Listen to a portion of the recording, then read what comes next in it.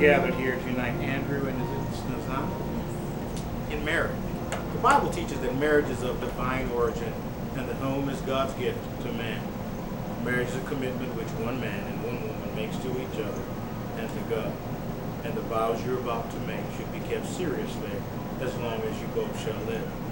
And since the two of you are here for the purpose of being united in marriage, you will signify this by uniting your right hand and facing each other. Life is given to each of us as individuals, and yet we must learn to live together. Love is given to us by our family and our friends.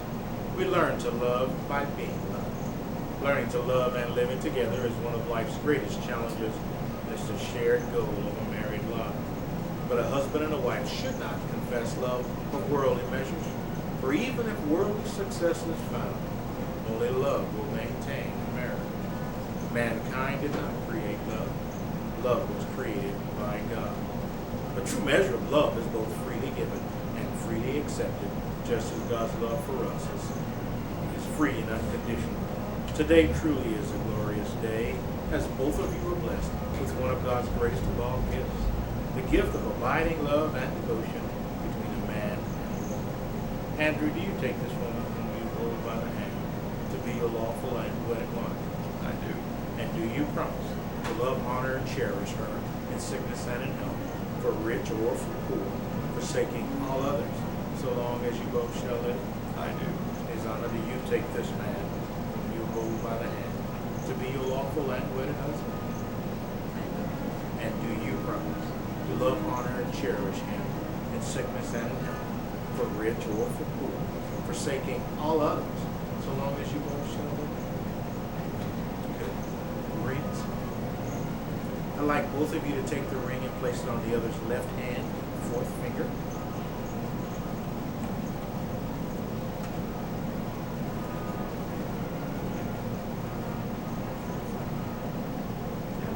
Yes, that's it.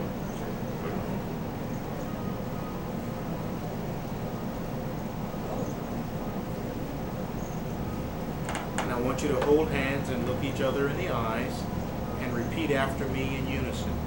With this ring, I pledge my love and devotion to you